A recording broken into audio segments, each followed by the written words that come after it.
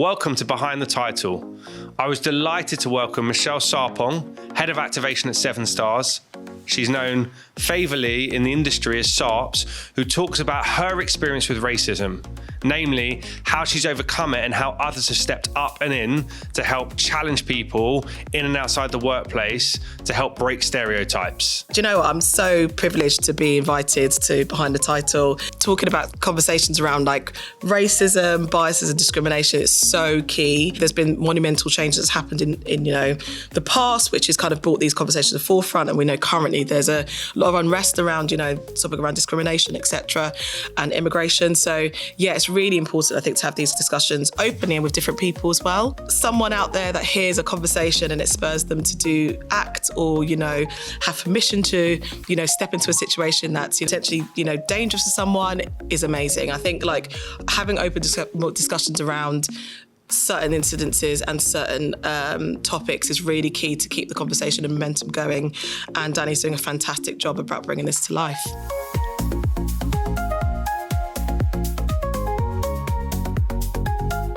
Welcome. Thank you so much for joining me today, Michelle. I can't tell you how excited I am to have you here, but more importantly, dive into, I guess, some really important stuff that we're going to cover off today. But I guess for the listeners that don't know you, I guess we're peers in the industry, but maybe just give a bit intro to you and your background and why it was important to come on to Behind the Title today. Yeah, definitely. So hi, I'm Michelle Sarpong.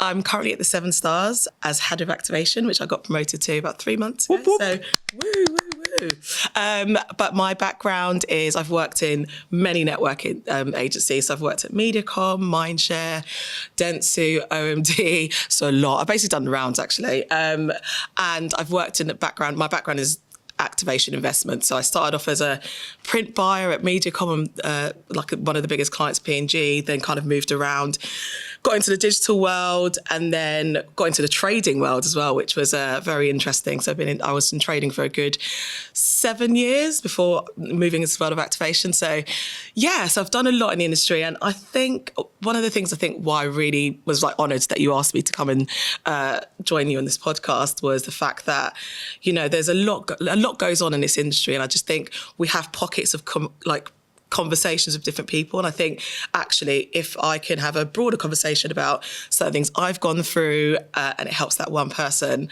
that's kind of, the impact that I would love to make. And I think there was a point I was looking at leaving the industry.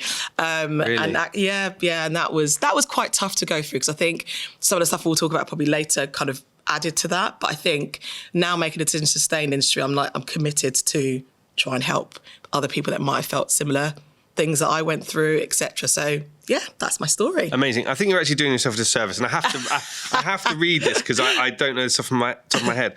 Your industry recognition is second to none. So campaign A-list, yes, top 10 buyer, yeah, media leader Future 100, yeah, IPA. Yeah. Any more that I've missed out? Trailblazer as well, campaign Trailblazer last year. Yeah, which actually, to be fair, leads into this. It's like those nominations, I think those accolades are amazing, but I think the ones that really meant something was the IPA I-list in terms of like actually giving back to the industry, as well as that Trailblazer. I think those are the two you're kind of like, oh, actually, I've made a difference somewhere, and that's all you can want when you enter this world and leave this world. That's the kind of things you remember. It's funny because, and I guess this is in any industry, wherever you work, but whether it's getting a job, whether it's getting promoted, receiving a pay rise, whether it's winning an award, winning a new client, instantaneously you feel amazing. Yeah, that gratification is there. Yeah. And just as quick, and I can only speak from my own experience here, I can feel really low. Yes. Yeah. I can go the other way. And I guess seeing, those accolades, you think that must be amazing. But I know that as great as it is, it's forgotten by everyone the day after.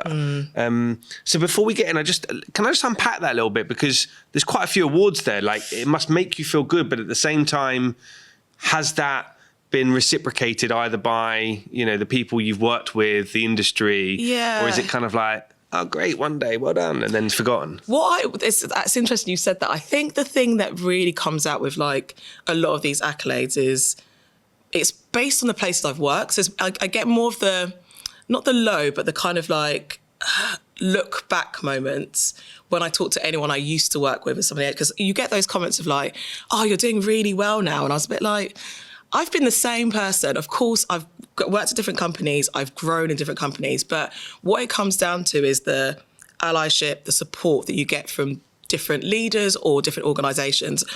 People that know me, I've been the same, massive Arsenal fan since I started. Are you? I am a massive Arsenal fan. So I have to pause on that. Sorry. So I'm not into football, but I am an Arsenal fan. Oh, there you go. But the only thing I can talk about is the Invincibles, because that's all I remember, right? That's all we still talk about. Okay, I don't think we've won anything since then. I'm joking. We will next season. But I've been the same person when I've been working at these companies. I've been, I like to think I work hard, go above and beyond. Build relationships externally, internally. I do a lot more in terms of like giving back to the advertising community. I've always kind of done that all the way through, but it wasn't somewhat recognised. And I think I've been lucky. I've landed at an independent agency who, I've got my CEO, Jenny Bigham, I've got Liam Mullins, who've really supported me along my journey in my career. And actually, people might say, oh, it's because you work at an independent now, not on a network. And I was a bit like, no, it comes down to the people. It is who supports you, who, nurtured your career. Like when I worked at Dentsu, my career was actually doing quite well when I had a mentor called Bobby Campbell, who sadly passed away several years ago. But I noticed a change when I didn't have an ally within the business. And, that comes down to some of the stuff we're going to talk about later in terms of I'm a black woman. I've come from East London. Like there's so many different layers to that actually then biases set in those circumstances. So when I look at my accolades in terms of everyone's like, oh, you've moved a lot in agency land. And I'm like, it's actually quite a sad story because I've had to move because I haven't been recognised. And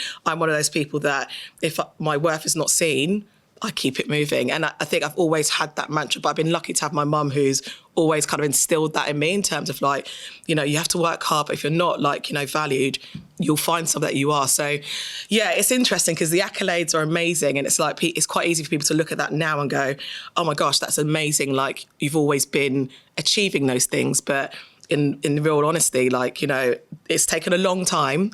And actually I've found a place that I'm able to flourish and, excel because I've got support and allies throughout my career. Very long-winded way of saying it. No, that was a really, I guess, a really useful intro, but a helpful guide because it segues quite nicely, which is you can have these accolades, right? And outwardly, to the world, everything could look amazing. Right. Yeah, exactly. Now, we talk about the backstage pass, right? This is all about getting behind the title.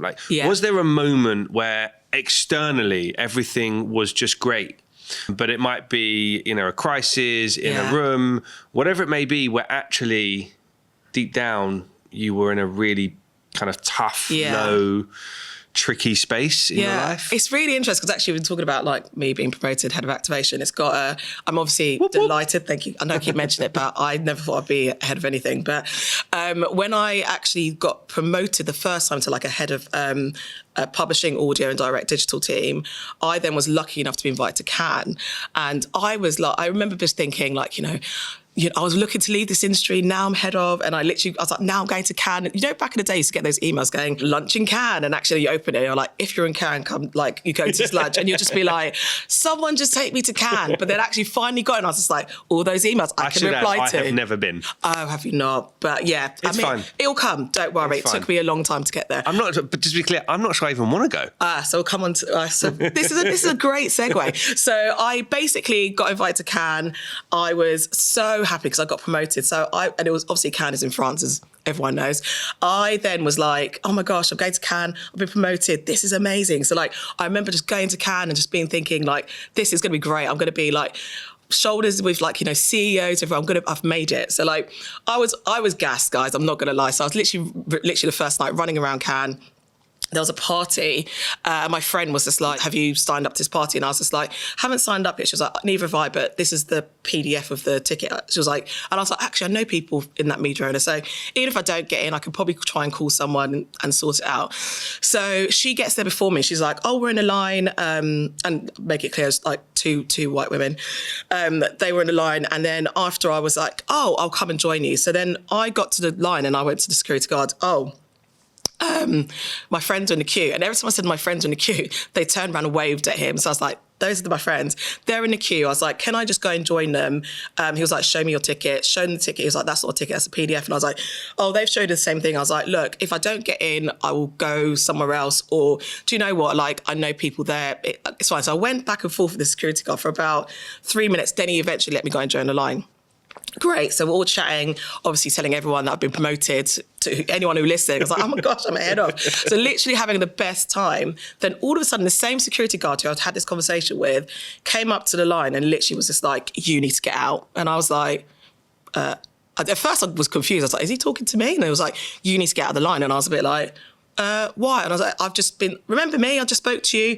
Then he literally was like, no, you need to get out, you need to get out. And he started to get really like angry and aggressive. Then my friend, which...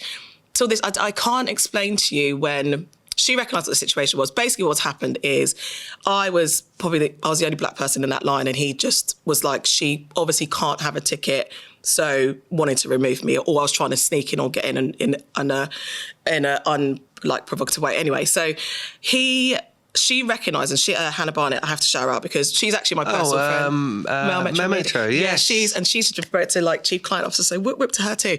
But she recognised the situation straight away. She saw what it was about. She stepped in. So normally, like a person of colour will know this, like when there is an incident where you've got an inkling that it's down to your colour, but you don't really know. And sometimes you try to navigate the situation by going, no, it can't be, that it must be something else. But actually really deep down, we always know. But it was amazing for the fact, because that's probably one of the first times, and probably only times, that someone has stepped into a situation because they recognised exactly what it was, and I didn't have to advocate for myself. So she literally was like, sorry, sir, like, why are you being rude to my friend? Why is she being the only one singled out? So she really was like trying to hone in on like the fact that he was obviously singling me out for my colour. I then was able to then take a back seat and be like, I was deeply upset, if I'm going to be totally honest. The way he spoke to me, do you know what? It was racism. Like, I've gone through it my whole life, subtle and overt. But the thing that really hurt me was the fact that I was really embarrassed, because the way he spoke to me and everyone else in the line was just, everyone else outside of Hannah Barnett was just staring and no one said anything. And I was like, this is really embarrassing. The fact that everyone is witnessing this moment, like they kind of know what it is, but they don't want to get involved because they think, and I've heard this before where people just go, we think it's best for you to deal with it. And I was just like, oh, this is embarrassing, and we're in Cannes. And then, so she was basically, so Hannah was literally going mad. And I mean, I'll never forget it, but I was so happy that I had her there to kind of advocate for me, so I didn't have to. She was going mad at the security. Then he got to the point where he was actually going to physically remove me. And I was like, look, I'm just going to leave. Like, it's fine. And I was just like, Hannah, you stay. She was like, no, we're not staying in this party. And then she and her other friend literally marched me up to the front of the line, and she basically told the organizer what had happened. And she was like, oh, so sorry, you can come to your party. And Hannah was like, no, we're not going to your party. And I was like, it was one of those moments where I was just like, I mean, I was just so grateful for her as my friend, but her as an advocate for like my community. And I remember after that we went for dinner and I met a whole bunch of other people. And then I got a cab home. I've actually not said this to anyone because I'm not a massive crier, that people know that I'm one of those people that don't cry. But only when like people die, basically, and people are like, you need to go to therapy for that. I was like, yeah, maybe eventually. But I got in a cab and I actually cried because I think it was all of it. So sitting, like, having that experience so publicly, like, after I've been promoted, after I was a bit like, I'm a law-abiding citizen, I've not killed anyone, I've not done any wrong to, like, people, I've not hurt anyone deeply, and I have then been put in a situation where I've been reduced back down to my colour in a negative way, and no matter what I do in life, that's always going to be a factor. Another thing that played on my mind was the fact that I was annoyed at myself, because normally, like, when I go to places that I know there's racial tension, I prepare myself then. So I'll be like, oh, this could happen. So then I don't get blindsided by those situations. But in this circumstance, we're in the media, like advertising community, which is like, I've got a lot of friends in the industry. I had a lot of friends in Cannes, like there was colleagues out there as well. And then I'd been promoted. So I was like, I'm actually meant to be here. I'm a head of a department. So this is great. But then it was in that one moment, I was just like, oh yeah, but I'm black. I forgot about that. And I forgot that I was in France. And I think that was another thing that I was deeply upset with myself, that I allowed myself to feel comfortable in that space. So yeah, sorry, I've literally. No. I have two questions on the back of that, but I'll ask the most pertinent one. Yeah. Either in that situation there, or another situation, is there that you wish you said?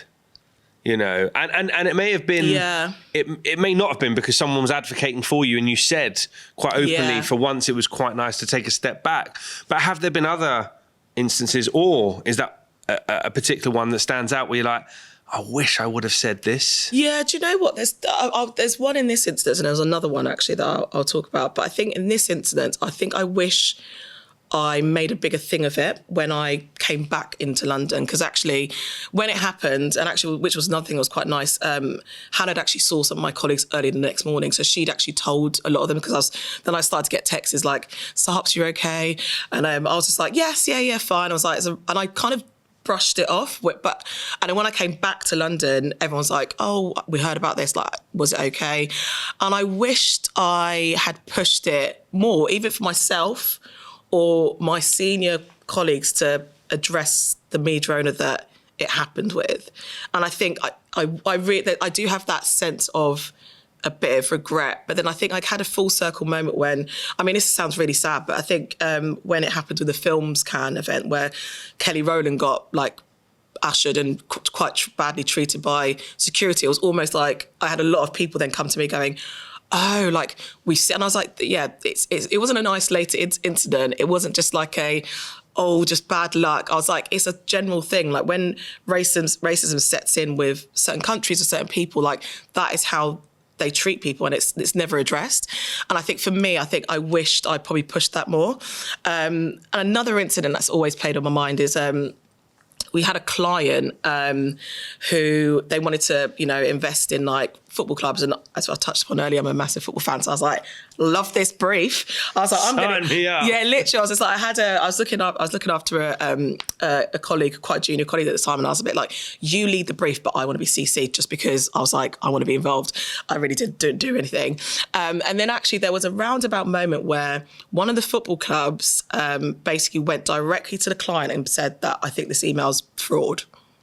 And I was like, then it landed on my desk, because my boss at the time was just like, got this weird email from the client, and they've said, and I read the email chain, and I was like, that's racist. Do you know why they think that's fraud? Because they've seen like 2 names on there that are not English, and assumed that there is some underhand and untoward thing going on. And I was a bit like, could you not see that? And actually my boss at the time was like, didn't really get it. And I didn't really push it. My angry email to him was just like, look, this is racist. This is racism. And he didn't see it. And I thought, and I left it. Because I literally was like, because I think one thing that people have to understand in terms of like discrimination is like, we go through it. So like, you can't fight everything, because if not, you'll just be angry and drained all the time. So there are points where you go, I wish I said more, I wish I did, but then sometimes you're just like, I have to let certain things go, because if not, I'll just be angry all the time. But I think in that situation, I think for the junior member that I was managing, I think I should have showed up more in that situation to then, for him in the future, to be able to then advocate and speak up in those instances as well. So again, I think this is all about helping educate people as well. Mm-hmm. And I don't know, what would have been a positive outcome of that scenario with your leader at the time? What action would you have expected them to take, or is it more acknowledgement? It's important to help people understand that. Yeah, it's hard, especially when we work in communications. Like, we have our clients that we need to, provide services for. I think for me personally, I think is the acknowledgement. Like, I think, taking us into a room and going, sorry that you've got like some kind of apology or some kind of acknowledgement that you might have not seen what we were talking about, but we are upset about this situation. So just acknowledging and giving us a space to just to be, right? Just to be upset and actually flag that. And then that can open a conversation in terms of if my boss didn't understand where I was coming from, I could have explained what that means. And that's an education and learning moment for him in a positive way. Also, I think the conversation should have happened with the client, the said client as well, that also passed on a email that he was a bit like, oh yeah, I do think this looks a bit strange. And I was a bit like, but this is a client that's worked with us, he knows us. So he could have probably handled that in a better way, going to this said football club. No, this is my media agency. This is the initiative, et cetera, et cetera. But instead of just passing it to my boss to kind of almost not wanting to really deal with the situation. So I think in that situation, it was acknowledgement. And actually, then actually leaning in to understand where we were coming from. And then it opens up like conversations wider across the whole agency, right? So I think it's just solidarity in those situations, whereas often you're left to deal with stuff by yourself or seek, solidarity in your own communities, which, luckily I've got a great, group of friends that I can, lean into when these things happen. And you'll find people that come from different intersects. They often go, when something happens in the workplace, they'll go to their friends on WhatsApp or they'll call them and go, this happened, can't believe it. They'll have their blowout session there, then come back into the office and it's all fine and it's all like, it's okay, we've moved on from it. So I think it's just having that acknowledgement and that space to actually feel what we feel, I think. I can't remember the exact words, but you said something on the lines of, we just sense or we just know when there is an expression of racism towards you. Now, to me, I could be wrong here. I'm from a minority as well. Yeah. It's maybe not visible in front of me, but you've either got the people that are ignorant, you've got the people that are, I guess if you want to call it, belligerent and fighting it, and then you've got the people who, I don't know if naive is the right word, but are saying something but not realising they're saying it. Yeah. Like, and again, it's just for educational purposes. Yeah.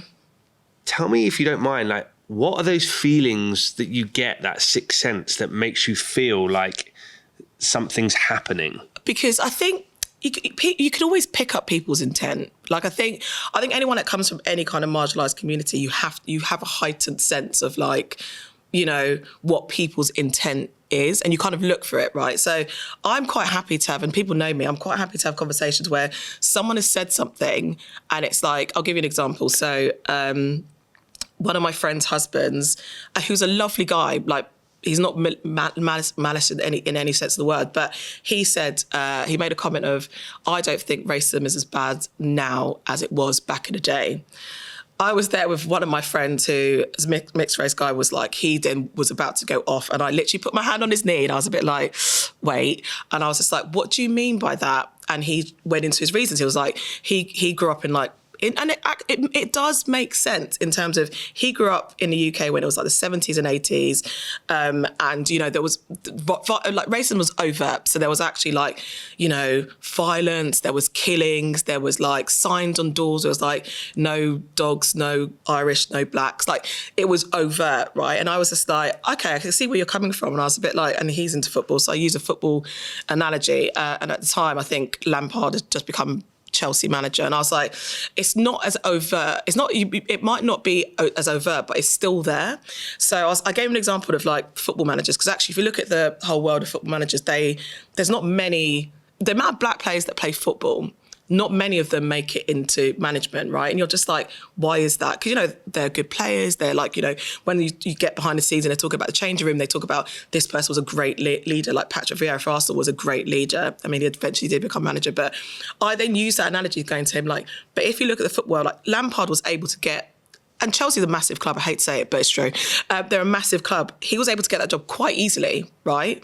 But actually, when you look at the black community, it's not as easy. So I was like, it's more subliminal. So as much as you don't think it's bad, because no one's like, I say no one, people are still getting like beat up, killed, etc. Not as many, but it's subtle. It's about the infrastructures. It's about the opportunities. So I had to use that example to explain, and he literally got it. He got it. He will never say that to someone else again. I was just like, it's just changed. So it's all about intention, and you kind of know when people are saying something out of like their biases or what their lived experience is, but you can tell their intent. If someone's not willing to, learn and meet you where you're at, that's the problem, right? So I think you always can judge like how far people are on that. I always remember this diagram that Jess Malley, she does an amazing like discrimination kind of training. And I just remember this diagram in terms of like some people are like close to that centre, some people are just outright racist. And then actually they believe what they believe, you're never going to change them. Some people have had incidences and then that's where their beliefs come from. Some people have never met, I'm talking about lived experience, a black person ever. So they don't know, right? They haven't had that experience of a black person in their community. So all those different people, you can meet them. There's certain conversations you can have. I'm not saying that everyone deserves a conversation, because some people are just outright racist. There is no helping them. And actually, you just got to say that's a lost cause. But there are some people where it's sometimes things that they've just heard or things that they think they know.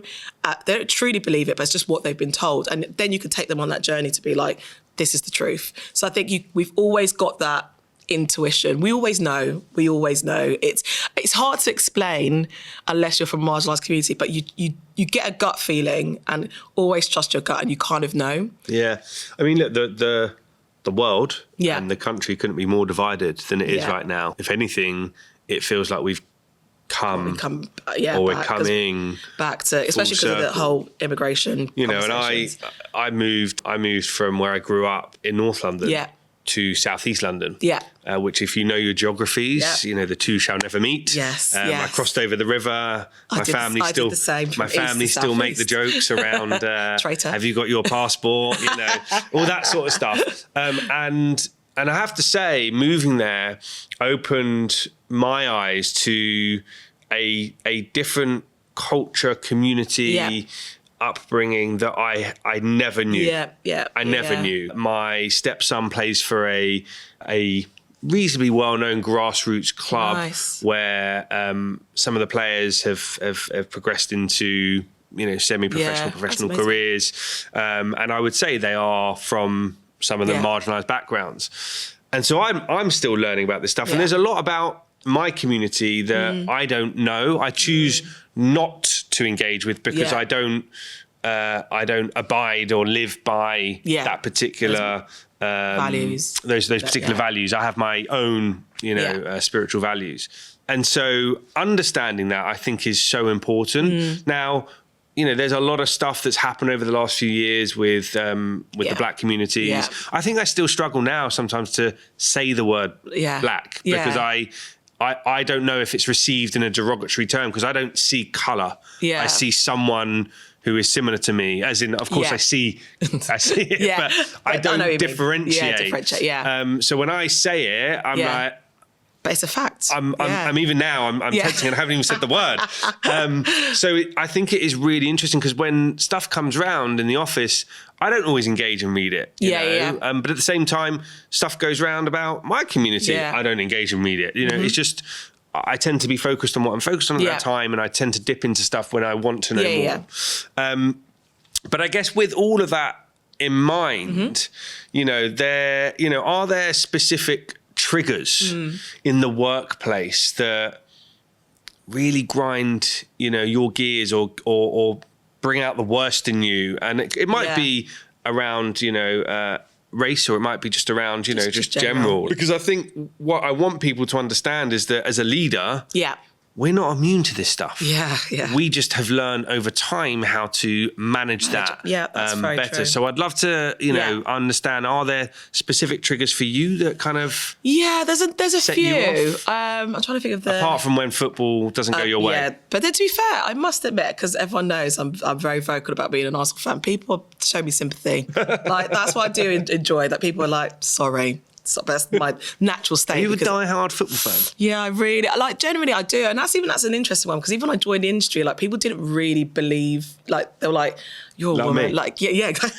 Like, you're a woman. You don't like, I mean, you surely don't like football. I was like, generally it's my favourite pastime. I watch it. Like, if I don't go to the games, I watch it. So that took a long time for, like, people. My other half does as well, just to be clear. There you go. Oh, there we She go. looks at me and actually says, and I don't mind, she probably won't listen to this.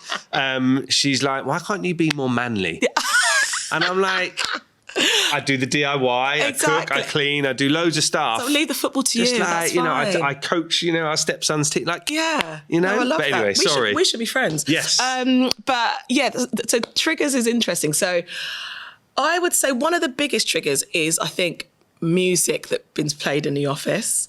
I think it's really interesting because I think when I started media, like in 2008, showing my age, so just after like the whole recession stuff, it was always a bit like, who puts music on in the office? And I used to always remember that there was once I put, because I'm from East London, so I listened to, at the time, it was like very much grime music, like hip hop, R&B, as well as like, you know, indie. My music taste is very eclectic, and I often like to shock people every so often, just to be like, just because you think I'm black and I like certain music, every so often, you know, I will go to like a Kings of Leon concert or a Killers concert. But there was once I put something on, and I can't even remember what it was. I think it was like I don't know, like a Kano song. And then someone walked past and they were like, that's so ghetto.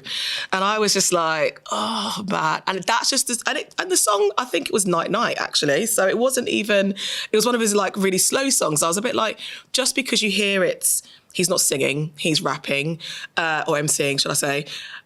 And because it was from a black artist, we just naturally go, it is ghetto. And I think from there, I used to be like, not anytime anyone was asked me to put music on, I used to put on the safest genre that I was into was probably, that was like, what I wanted to is garage, because I was a bit like, that appeases everyone, right?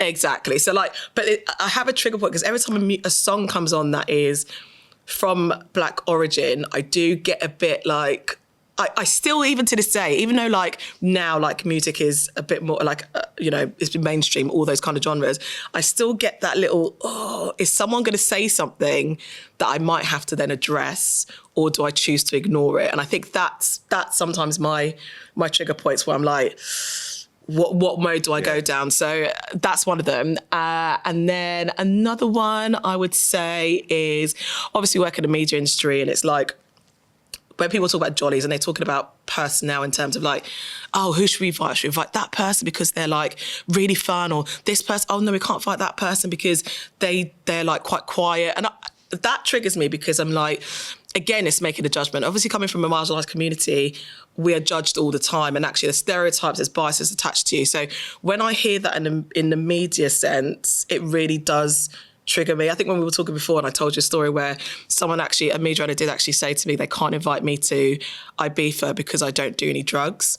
And I remember, and it was a lunchtime, and I was a bit like, what? And actually sitting there, and I was like, it was weird. It was a really weird conversation. I was trying to justify why I should be, and why was that wrong? And I really remembered, I was like, actually, this is not even worth it. Like, why am I even engaging? But I think that's a trigger word in terms of like, actually, when people try to judge people based on what they see, or like, oh, they don't drink, so and I'm like, but that's a choice that they've made. And actually, if they're happy to be in certain environments, why not give them the opportunity? You can't just make a snapshot judgment that because they don't drink, this means they are X, or because they don't do drugs, they are X, or because they are black, they do not ski. I do ski and I snowboard, FYI. But it's stuff like, but it is stuff like that. There's so many biases that like are so subtle. Can I call you Sarps? Yeah, Sarps, you need to come back on. Yeah, sorry. We need you back on to this pod.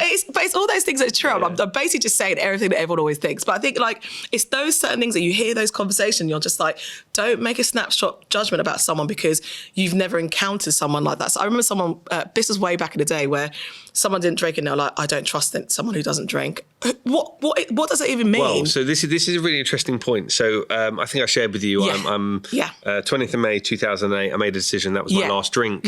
And, 17 years later, a day at a time, I remained sober. Yeah. I cannot tell you how many times I've heard the expression around, can't really trust them, they don't drink. Yeah. Or if I say to someone I don't drink, they become really uncomfortable really quickly, as in like, they either justify their Yeah, behavior yeah. or they, you know, I think sometimes just find it hard to or move in a different direction. Yeah. Whereas I couldn't give two hoots. Like, and to your point, if someone says to me, we only need people that are going to get, you know, I'm like, off you go. Off you go, exactly. Like, I don't feel, I think I made peace with it a long time ago. So to hear that, it feels so regressive. Yeah. Because the world today is just not like that. It's moved on. You like to think, and I think I'm in a similar place to you. I'm a bit like, I know my vibe, so you're missing out if I'm not there. But you get this, as you said, you have to go on that journey yourself. You have to go, actually, their uncomfortableness is about them more so than me. But this industry is all about, you know, reputation and like all these different things. So it's quite hard for some people to probably move from that headspace. But I like to think, like, you know, this project that you're doing, which is amazing, like, and the conversations that you're having is opening up to people to know that actually, people have gone through what I've gone through. Like, you know, I might not be ready to make those kind of like, you know, decisions now or that be vocal about certain things now, but in future I can get there. So yeah, I think those are the main triggers. And another one, sorry, I'm on the roll. No, let's go. I think this is one is related to work as well, which is quite interesting, where people try to profile you based on clients. So they'll be like, I remember when I was working at one of the many agencies I mentioned before, that's a good thing about working at so many agencies. No one can know which one I'm talking about. That was the whole point of working at 5 different agencies. Sorry, I digress. So one of the agencies I worked at, there was a luxury client that I was like, oh, I would love to work on this client, because with a press background, I was like, they do loads of print, like, this is my time to shine. And I kept getting fobbed off of like, oh no, they don't need to, like, you know, people of your level. I think I was account manager at the time, and I was a bit like, oh, okay, fine, took that as gospel. And then lo and behold, you know, 3 months later, they put an account manager on there, and I was a bit like, why is that? And I kind of knew, you know, actually, when you looked at the team, that whole luxury team, they all looked the same. They were female, which actually you think that, you know, I am a female, but there was one stark difference. And I think the main thing was, you know, my background is, I'm from East London, you know, like, to some of my East London friends, I sound quite like well-spoken, but in industry, you know, I still use slang here, there, and wherever. So when everyone hears me talk, some people from East London can tell I'm from East London. Love it, like. But yeah, and that's the thing. And I think when I joined the industry, I kind of like looked for that as well, because I think being part of East London, being from East London, was such a key part of my identity.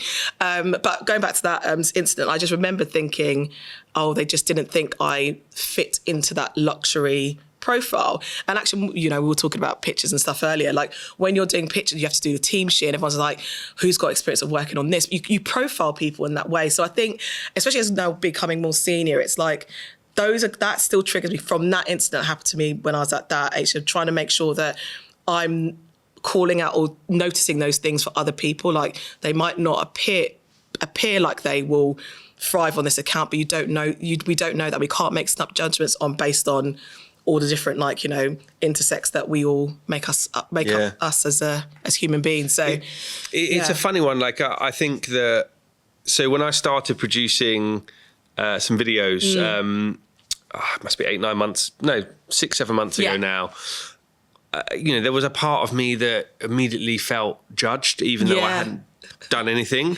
And then I started putting out there, you know, there's someone in my team, a girl called Stella Netty. She's amazing. She kind of just helped me get up and running. Because she does it herself on the side, and massive props to her, because I don't think I'd be sitting here today if she wasn't there supporting. And Stella's still early in her career. But, you know, she, as well as many others online, I saw, just gave me the confidence to do it. And I generally have made peace with what people think. I don't care what someone thinks about me if I have pure intentions and I'm doing it for the reasons that I believe in. And so when I started doing it, I thought to myself, oh, people are going to like, oh, it's just a camera, me talking, who am I, authority. And then I started doing it myself. You know, I started to record and edit myself. And then this opportunity came up. And I thought, oh, this could be quite controversial. And then I thought, well, no, you know what? It doesn't have to be a witch hunt. No, not at all. It doesn't have to be about any individual organisation. It has to be about the topic. And elevating it. Right? And so, exactly. And so I think everything that you're sharing there for me is so important because, you know, whether it's the music, you know, whether it is... building the right team. You know, whether it is certain conversations that might come up and just acknowledging them. I just think for people to hear that, I think is probably a digestible, bite-sized bit of information that I hope can pinch and move us a little bit further on. I hope so too. In where we are now. I guess with that in mind, and I go back to Cannes, maybe, but not as you don't have to answer in the context of Cannes. Has there been a moment, I guess, in your career, whether it's a single piece of feedback, a failure, a realization, where you've kind of stood yourself in front of the mirror, physically or metaphorically, and just said to yourself, I need to do something, or I need to change, or I need to speak up? That's a really good question. I think the Black community had a whole movement when the murder of George Floyd kind of happened. I think this is interesting, and this is going to sound a little bit controversial, but I think for a long time I was so aware of like my, you know, being a Black woman, being from East London, you know, I was lucky enough to go to university, but actually what I found interesting when I joined media, not a lot of people knew like where I grew up. They didn't know where Forest Gate was. And I thought it was all about Forest Hill, but when the Olympics came, I was like, yes, so where the Olympics is, down the road from there is where I live. So I was very much aware of all these different things. So I was very much like, I want to be known for the work that I do in terms of like, I'm going to be the best press buyer, or I'm going to be the best digital planner. Like, I'm going to do all these things. It was very work focused. So I kind of did shy away from the D&I kind of cause, because I don't really want to be known for that, because there's also stigma around that in terms of like, well, that I kind of felt that there was like, people be like, oh, they don't do any work, but all they do is talk about, you know, D&I causes. And I was very aware that I've heard that comment, that I was a bit like, I don't want to be put in that box. And I think I was talking to my friend and I was a bit like, oh, like, you know, we're not doing enough in the community in terms of when George Floyd was murdered. And then actually I was making comments about, you know, Black History Month, that like happening in different organisations, including like, you know, my own. She turned around to me, she was just like, so who's the most senior like Black person in your organisation? And then after I listed like a few, and I was just like, oh, then I think it's me. Then she was just like, instead of complaining about something, do something about it. And I was a bit like, oh, okay. It was a very humbling moment, but it was actually a fair comment, because you can't, like, I was sitting there criticising, going, people aren't doing enough, people are not doing this, people are not doing that. And she was just a bit like, but as a Black woman, do you not have a responsibility? And I was just like, actually, yeah, because actually I looked at all my colleagues, and a lot of them I was mentoring at the time as well, actually. And I'm like, actually, am I doing them a disservice by not showing up in certain spaces as well? So, you know, I'm not saying to put down pressure on anyone, because I think I've had loads of conversation about, you know, don't put the pressure on, you're not one to save the whole community. But I think when there's certain incidences, especially times of crisis, I think that's what we need to all pull together. And that was probably one of my crowning moments where I was like, that's true. And actually, to be fair, that comment has, I mean, we talked about it before, like the IPAI list and like Trailblazers, it actually kickstarted something in me in terms of like, actually, I can do something about it. I can help and support. Do you feel like you are?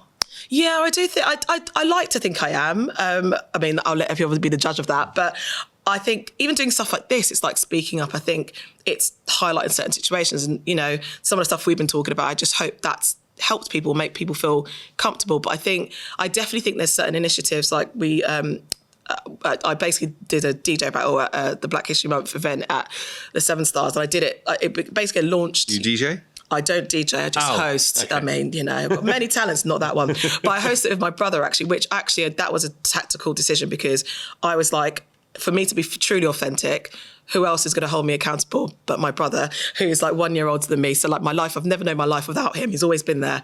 My older sister too, but me and my brother are very close in our age. So I basically launched this event, and actually just seeing people really like coming together, really enjoying the event, like, and just being like, seeing like people from the Black community just able to like enjoy music in a safe space. And actually it's like not even just the agency, but externally as well. I think doing stuff like that where people are like, oh, we've now got a space where we can actually just enjoy ourselves without having to think, oh, are we allowed to play that song? Can we dance in that way? Can we, this is the food that we eat, and actually like sharing of the wider kind of industry. So I think that spurred on good initiatives and good things like, you know, recently with a committee of 6 other women, we launched Women in Trading. So like that was like an initiative where we thought, do you know what? There is women in trading, but there's not enough. What can we do as a group of like 7 women? What can we do to help, you know, highlight the women in trading, build a community, also bring our allies along with us with it as well. So we've built a fantastic community of like 30 women and many allies, male allies as well. And actually that's even seen a difference. Like, haven't we host these like open door sessions on a Friday, and actually just having everyone there together talking about issues that they might be facing within the trading world, or just issues they're facing within the industry, and actually having that community of people. Because I think I've been quite lucky in terms of I've worked at a lot of agencies, as I keep touching upon, but the great thing about that is actually like I'm able to connect and build a community wherever I've gone. So like, if anyone's like, do you know someone at WPP? I was like, yes, I do. Do you know anyone at like Publicis? Yes, I do. So like, it's very much like utilising my community. And actually I've been lucky enough to have those people I can just call on, or, you know, just like call and say, can we meet up, have a coffee with, or whatever. But not everyone's fortunate to have that, or even has the confidence to reach out to certain people. So I like to think that I like to connect people where I can. If that makes it a better day for you, that's great. If that opens up an opportunity to have a conversation with someone that you never thought you could have in the industry, that if I can do that for someone, that's all I want. I've already got an idea. Oh, have you? That I want to talk to you about after. Oh, okay, there we go. I also don't want this to end, but you know, I know, literally. Sadly, we are coming to a positive conclusion. But I guess we try to end each of these with what we call the permission slip. Yeah. So we want to give people, I guess, permission to either speak up, support, or stop something that either they're doing or they see in and around them. So if you could give permission to people in our industry to do, you know, one thing, what would that be? I think I'll go back to like the Cannes situation, like what Hannah Barnett did. It's everyone has permission to stop something that's not right. And I think with race, I think it's always interesting how some people, even when you were talking about before and you were like, even saying the word black, you feel uncomfortable, which I'm like, we are black, that's fine, say it. But I think actually... That wasn't uncomfortable when I said it, was it? Oh, no, it wasn't at all. I loved it, actually, to be fair. I'm a black woman. But I think it's one of those things where like, actually, when something is fundamentally wrong, everyone has the right to step into a situation. It shouldn't always just be on the person that's been victimised. And I think I'll go back to another story. I went on I don't go on many jollies, by the way, but I went on a jolly. I'm joking. That is a joke. Yeah, sorry. Should have even said it was a joke. But I went on a jolly to a horse racing event, and we walked into a bar in Liverpool. Sounds like a joke, by the way. I know, it does sound like a joke. Walked to the bar, like Captain, no, joking. So we walked to the bar, and then literally one person from another agency was like, looked around the room and was just like, oh, Sarps, do you know you're the only coloured person in the room? And bearing in mind we're in Liverpool. And I was just like, and there was 2 of my colleagues at the time there. They scarpered so quickly. Like I looked around and I was a bit like, what? And then I had to address 2 things with him. We don't use the word coloured anymore. That's very, and he was, I was born in the 70s. I was like, that's not an excuse. The second thing was the fact that I was a bit like, why are you highlighting the fact that I am different? Like I've walked into this bar and I'm just like looking at like I was looking at what drink I was going to have, and I was a bit like, why did you feel the need to single me out in that situation? And actually, what makes you think that I don't notice I'm the only person there? I just choose not to focus on it because I'm all about people. I don't look at I'm the only one. Of course, there's certain situations where if I am the only one, and there's a problem with that. I'm like, why am I the only one? Why am I the only woman? Why am I the only person of colour, etc. But in that situation, that wasn't the case. I was a bit like, we're in a bar in Liverpool. We're in Liverpool. Look at the population. It's mostly white. But so I had to address those incidents. Anyway, so I came back to my two colleagues who scarpered very quickly. And I was like, did you hear that? And one of them was like, yeah, but we thought, Sarps, it was best for you to deal with it. And I was like, what? And then I was going through all these different scenarios. I was like, if it was like, if he tried to like sexually assault me, would you have stepped in, or would have like all these different things? Probably they would have, right? But because it was a race incident, they felt that they couldn't because they were white. But I was like, of course you can, because you knew it was wrong. So you have the right to then step in, right? And I think obviously we can go down a rabbit hole in terms of like, you know, if you hear something, always check in with the person to see if they want to flag it or report it to HR or whatever it might be. But I think in that instance, when it's so overt, like, people do appreciate you have permission to step in. When something is fundamentally not right, everyone has the permission to step in. And actually, race is one of those things that I find that a lot of people don't normally step in because I think people don't know where the line is, etc. But we all have that gut feeling. I'll go back to the gut feeling. We all have that gut feeling. If something doesn't feel right, it probably isn't. So we all have the permission to step into a situation. Wow. There we go. I didn't even plan that. Great. That was epic.